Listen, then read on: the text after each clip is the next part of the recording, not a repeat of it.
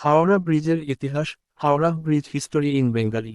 Howrah bridge, যা বর্তমানে রবীন্দ্র সেতু নামে পরিচিত, ভারতের পশ্চিমবঙ্গ রাজ্যের কলকাতা শহরের একটি বিখ্যাত ও ঐতিহাসিক সেতু।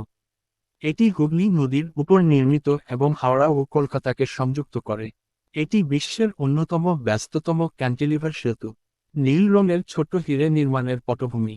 19ম শতকের মাঝামাঝি সময়ে হাওড়া শহরের দ্রুত উন্নয়ন এবং কলকাতার সঙ্গে যোগাযোগের প্রয়োজনে একটি স্থায়ী সেতুর পরিকল্পনা করা হয়। প্রথম একটি ফ্লোটিং পন্টুন ব্রিজ তৈরি হয় 1874 সালে, যা নদীর উপরে ভেসে থাকত এবং একটি ঝড়ের সময়ে ছড়িয়ে নেওয়া হতো।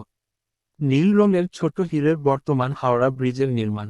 নতুন, শক্তপোক্ত একটি সেতু নির্মাণের সিদ্ধান্ত নেওয়া হয় 1930 এর দশকে।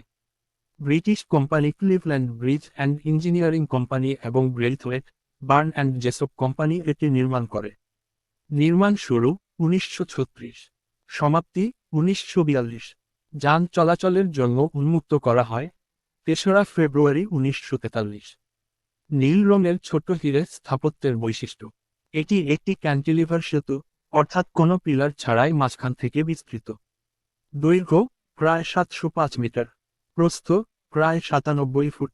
দৈনিক লক্ষাধিক যানবাহন এবং কয়েক লাখ পথচারী এই সেতু ব্যবহার করে। নীল রঙের ছোট হিরে নামকরণ। 1965 সালে ভারতের কবিগুরু রবীন্দ্রনাথ ঠাকুরের স্মরণে এই ব্রিজটির নাম বদলে রাখা হয় রবীন্দ্র সেতু। যদিও সাধারণ মানুষ আজও একে হাওড়া ব্রিজ নামেই বেশি চেনে। নীল রঙের ছোট হিরে ঐতিহাসিক ও সাংস্কৃতিক গুরুত্ব। হাওড়া ব্রিজ শুধুমাত্র একটি যোগাযোগের মাধ্যম নয়, এটি কলকাতার সংস্কৃতির প্রতীক। বহু বাংলা ও হিন্দি চলচ্চিত্রে এই ব্রিজকে দেখা যায়, যা কলকাতার পরিচয় বহন করে। শেষের তীর উপসংহার। হাওড়া ব্রিজ শুধু একটি ইঞ্জিনিয়ারিং কীর্তি নয়, এটি ভারতের ঐতিহ্য, ইতিহাস ও সংস্কৃতির এক অবিচ্ছেদ্য অংশ। এটি প্রতিদিন লক্ষ লক্ষ মানুষের জীবনকে স্পর্শ করে। অবশ্যই, নিচে একটি প্রেজেন্টেশন বা প্রবন্ধের জন্য উপযুক্ত কাঠামো দিয়ে দিলাম। আপনি চাইলে এটি পাওয়ারপয়েন্ট স্লাইড বা স্কুল, কলেজের প্রজেক্ট ফর্মে ব্যবহার করতে পারেন। গ্রাজুয়েশনের টুপি প্রেজেন্টেশন, প্রবন্ধ, হাওড়া ব্রিজের ইতিহাস। নীল বর্গক্ষেত্র স্লাইড 1, শিরোনাম: হাওড়া ব্রিজ, এক ঐতিহাসিক দৃষ্টান্ত। ডানে ইশারা করা উল্টো হাতের তর্জনী উপস্থাপক, আপনার নাম। ডানে ইশারা করা উল্টো হাতের তর্জনী শ্রেণী, আপনার শ্রেণী বা ক্লাস। ডানে ইশারা করা উল্টো হাতের তর্জনী বিদ্যালয়ে, কলেজ, প্রতিষ্ঠানের নাম। ডানে ইশারা করা উল্টো হাতের তর্জনী তারিখ, প্রেজেন্টেশনের তারিখ। নীল বর্গক্ষেত্র স্লাইড 2, ভূমিকা। হাওড়া ব্রিজ ভারতের অন্যতম গুরুত্বপূর্ণ ও ঐতিহাসিক সেতু। এটি কলকাতা ও হাওড়ার সংযোগস্থল। প্রতিদিন লক্ষ লক্ষ মানুষ এই ব্রিজ ব্যবহার করে। নীল বর্গক্ষেত্র স্লাইড 3, প্রাথমিক ইতিহাস। প্রথম হাওড়া ব্রিজ নির্মিত হয় 1874 সালে, যা ছিল একটি ফ্লোটিং পন্টুন ব্রিজ। এটি ঝড়ের সময় সরিয়ে ফেলা যেত। নীল বর্গক্ষেত্র স্লাইড 4, নতুন ব্রিজ নির্মাণের প্রয়োজন। আগের ব্রিজ ট্রাফিক সামলাতে পারছিল না। 1930 এর দশকে নতুন ব্রিজ নির্মাণের সিদ্ধান্ত নেওয়া হয়।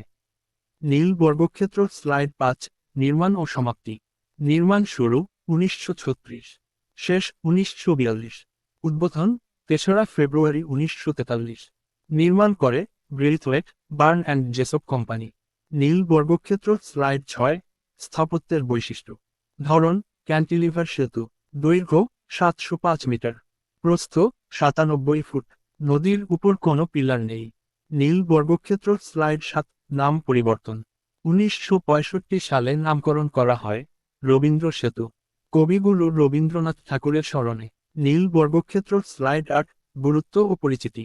এটি কলকাতার সাংস্কৃতিক ও ঐতিহাসিক প্রতীক। বহু চলচ্চিত্রে দেখা যায়। এটি ভারতের ব্যস্ততম সেতুগুলোর একটি। নীল বর্গক্ষেত্র স্লাইড 9, উপসংহার। হাওড়া ব্রিজ ভারতের গর্ব, ইঞ্জিনিয়ারিং ও ঐতিহ্যের এক নিদর্শন। এটি আমাদের ঐতিহাসিক ও আধুনিক যুগের সংযোগস্থল। নীল বর্গক্ষেত্র স্লাইড 10, ধন্যবাদ।